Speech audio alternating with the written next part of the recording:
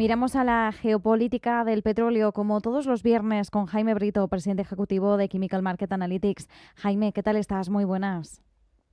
Hola Marta, como siempre un gran gusto estar contigo y con todo tu público. Buenas tardes allá en España.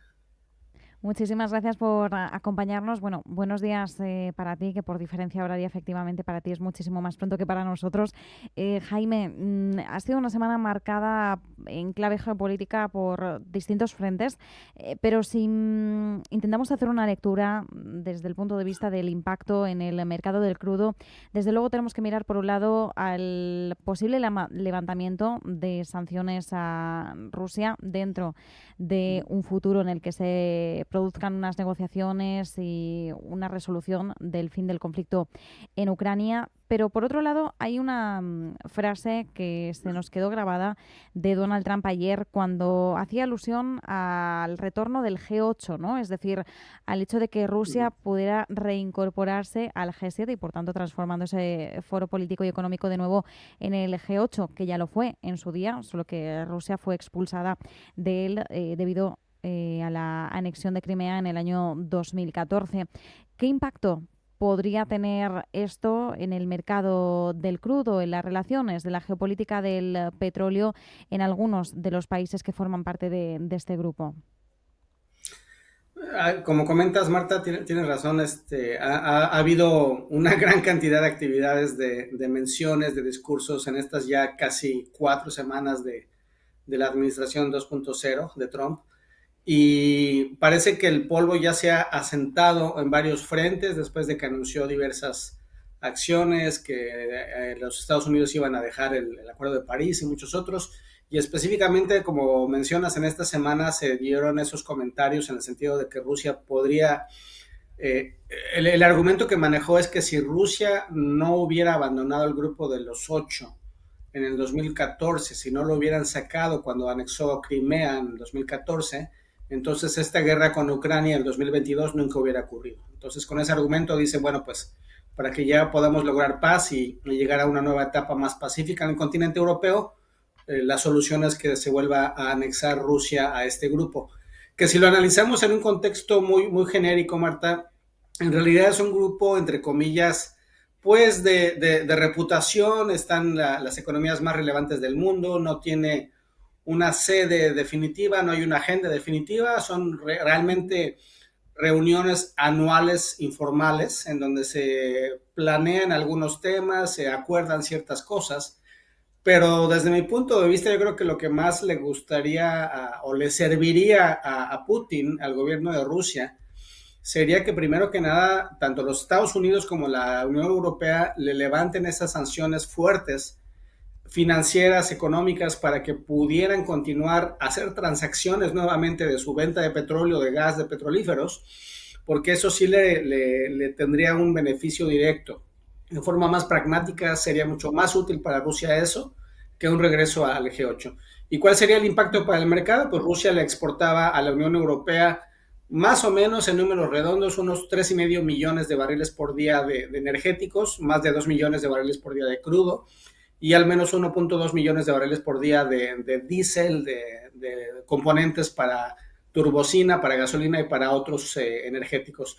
Además de la gran importancia, la superrelación y la sinergia que había con infraestructura para proveer el gas natural, que es otro tema muy diferente al del petróleo y los refinados. Entonces, creo que el potencial regreso de una readmisión de Rusia al grupo del G8 normalizaría potencialmente ciertos sectores, si no tal vez de inmediato el del gas natural, sí el crudo y los refinados en la Unión Europea. Ujú. Muy interesante. Veremos, ¿no? Pero por el momento esta es una petición de Donald Trump que podría llevar a cabo. Veremos también qué opinan el resto de miembros del G7, como Canadá, Alemania, Francia, Reino Unido, Japón. Mientras tanto, hablemos del impacto de las últimas sanciones de Estados Unidos a Rusia. ¿Qué está ocurriendo? ¿Cuál es el impacto sobre el comercio mundial del petróleo? Es un tema bastante interesante porque casualmente comenzaron a salir análisis específicos, reportes el día de hoy, 3 semanas Ujú. después de que comience la administración Trump, en el sentido de que, entre comillas, así se enumera, así se mencionan los titulares, las últimas sanciones de Estados Unidos a Rusia están impactando severamente, están desbalanceando el mercado petrolero internacional. El argumento es que como varios países en Asia están no pudiendo comprar, no pudiendo adquirir barriles rusos, están atrayendo, viéndose la necesidad de atraer más barriles de Medio Oriente y del oeste de África, lo cual ha hecho que haya un cambio total en la flota mundial de barcos, que es algo que mencionamos incluso contigo hace 3 semanas, y que esto ha encarecido el precio del crudo en Asia sobre todo. Me parece interesante porque en ningún momento se menciona que esas últimas sanciones, al menos en los titulares, fueron implementadas por la administración pasada. Como recordaremos, entre el 10 y el 15 de enero, antes de que saliera el presidente Biden, unas de las últimas acciones fueron energéticas, fueron imponer sanciones más fuertes para impedir la continua exportación de barriles rusos hacia China, la India y otros países. Y en segundo lugar, se impuso una veda, una prohibición para la actividad de exploración y producción en el Golfo de México, que la respuesta fue cambiar el nombre al Golfo de México y decir, bueno, pues ahora es de América y entonces sí voy a poder hacer exploración y producción. Pero bueno, en este sentido, habría que ver si con este mensaje, esta narrativa que se está volviendo a retomar esta semana, de que esas últimas sanciones de Estados Unidos están causando un desbalance mundial y que eso está impactando o está manteniendo precios de los petrolíferos altos, si hay una respuesta de la administración Trump en el sentido de que también se le debe permitir a Rusia a que al menos se le levanten algunas de esas últimas sanciones probablemente que impuso la administración Biden y que se le permita, si no a Europa, pero a lo mejor sí a China, a la India y otros países, continuar exportando barriles. Veamos qué pasa. Veremos qué pasa. Por cierto, Jaime, una noticia de última hora, que además tiene que ver con el tema que estamos analizando. Acabamos de conocer que Donald Trump ha firmado una nueva orden y en este caso se trata de una orden ejecutiva para crear el Consejo de Dominación Energética. Energy Dominance Council, en inglés, un Consejo Nacional de Dominio Energético con el objetivo de impulsar la producción de combustibles fósiles en Estados Unidos y agilizar los procesos. ¿Cómo se enmarca esto? Entendemos que, bueno, que forma parte de ese drill, baby drill que nos mencionabas ahora, Jaime, no, sin tener todavía los detalles. ¿Qué podemos esperar de este consejo para, como decimos, tener el objetivo de agilizar esos procesos? ¿Podríamos tener una pista de qué método podría utilizar? Pues me impresiona mucho que no me ha llegado la invitación todavía a ser parte de ese consejo. Hablando en serio, yo creo que hay una especie de implementación de mejores prácticas de eficiencia organizacional que viene definitivamente de prácticas que traerá el señor Elon Musk y de la iniciativa privada que quieren implementar esta modernización en a lo mejor sistemas de oficinas gubernamentales, burocráticos, entre comillas, que tal vez sí merecía la pena flexibilizar o agilizar, ¿no? En este sentido, me da la impresión que si tú ves todas las entidades de manera vertical que participan en aprobación, en permisos estatales, federales a nivel de Estados Unidos, para que puedas invertir, para que puedas explorar, para que puedas completar permisos, etcétera, muy probablemente este consejo estará encima de ellas observando, comunicando, facilitando la comunicación entre estados y gobiernos, identificando dónde hay prioridades para que se asignen recursos, subsidios, o para que se facilite la otorgación de permisos o lugares regionales en donde se tenga que crear licitaciones o incentivar la inversión privada con el fin último en este consejo, supongo, de incrementar la factibilidad energética en el largo plazo de los Estados Unidos, lo cual significa descubrir más reservas, poder producir más en el largo plazo y en cierta forma mantener la predominancia en el mundo de ser un exportador neto de petróleo y gas natural para varios países del mundo. Es mi lectura. Sí, sí, y además, Jaime, ha sido muy repentino porque efectivamente nos acaba de saltar ahora la alerta de la última hora. Así que te agradecemos el análisis en tiempo real, en máxima actualidad, desde luego, al filo de la actualidad estamos hablando. Así que muchísimas gracias por arrojarnos algo de luz sobre por dónde podría encaminarse este consejo de dominancia o dominación energética. Veremos, ¿no? Así va en línea, como bien nos indicabas, con esa eficiencia organizacional que tiene que ver con el departamento que dirige Elon Musk a la hora de identificar algunas prioridades, puntos en los que haya que, bueno, sacar músculo a través de licitaciones o buscar algún tipo de incentivo en aquellas zonas que lo puedan requerir. Veremos, pero podemos entender en líneas generales que efectivamente ese podría ser el objetivo de la administración Trump al crear este consejo. Bueno, Jaime Brito, como siempre, muchísimas gracias por acompañarnos, presidente ejecutivo de Chemical Market Analytics. Como siempre, un placer analizar la geopolítica del petróleo contigo y que tengas un muy feliz fin de semana. Igualmente para todos ustedes. Hasta luego. Gracias. Radio Intereconomía, una excelente plataforma para anunciar tu empresa, con una audiencia exclusiva, con poder adquisitivo medio alto y que sabe lo que quiere. Teléfono 919992121 y en comercial @intereconomia.com. Radio Intereconomía, la radio de las empresas.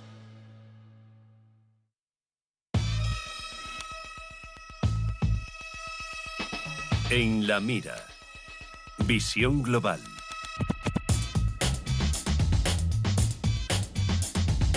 Y como todas las semanas, como todos los viernes, ponemos a dos valores en la mira del análisis técnico de Raúl Calle, analista de eBroker. Hoy es el turno de BlackRock y de Blackstone.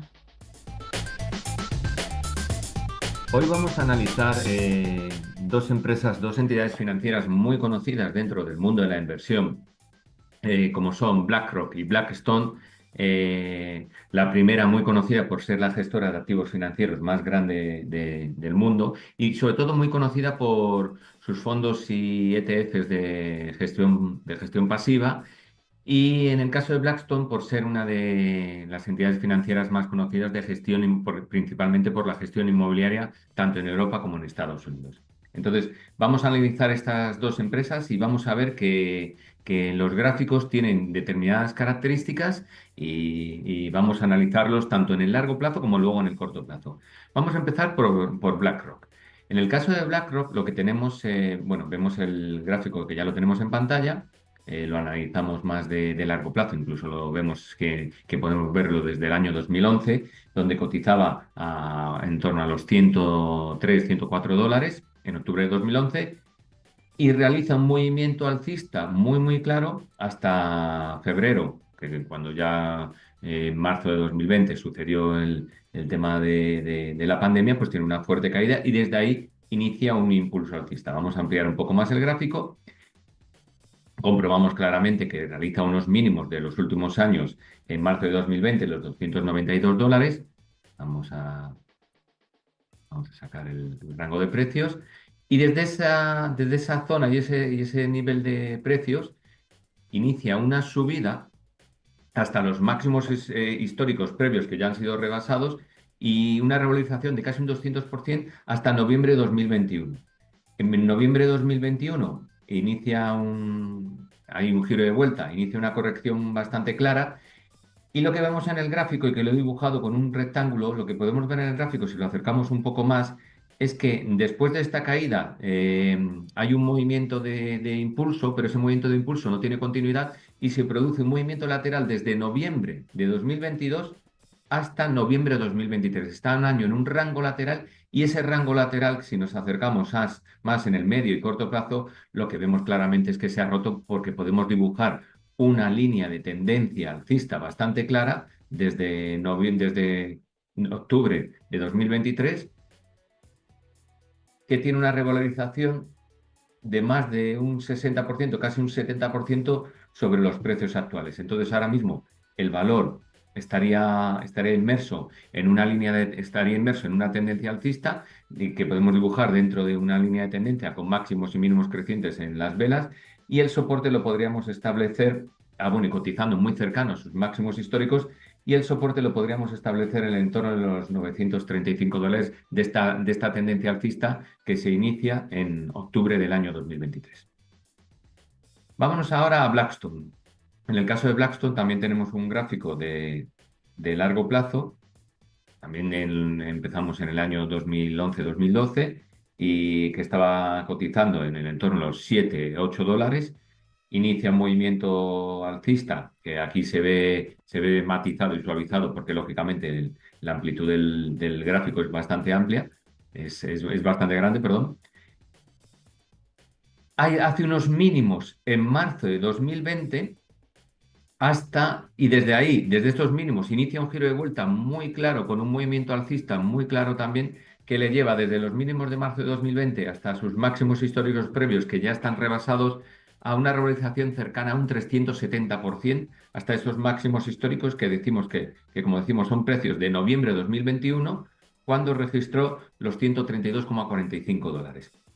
Sin embargo, esta tendencia no tiene continuidad y se produce un movimiento, y además lo vemos bastante claro, un movimiento bajista de máximos y mínimos decrecientes hasta los mínimos de casi un 50%, hasta los mínimos de diciembre de 2022.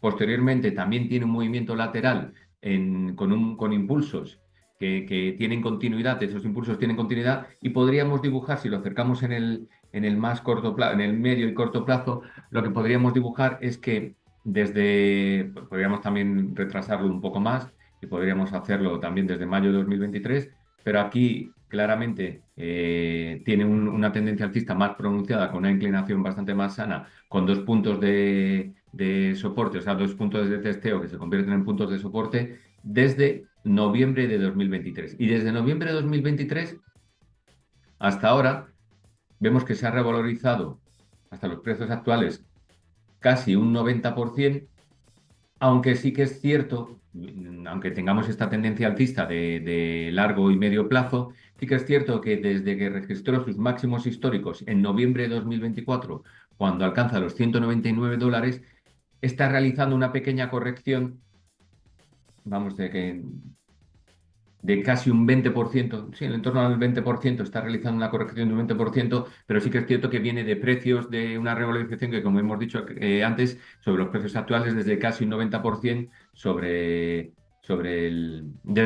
desde octubre de 2023.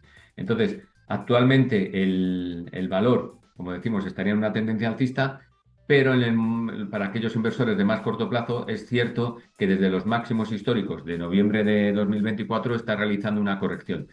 En caso de que tuviese continuidad esta corrección, habría que vigilar el soporte de la línea de tendencia alcista desde octubre de 2023 en el entorno de los $152-$153.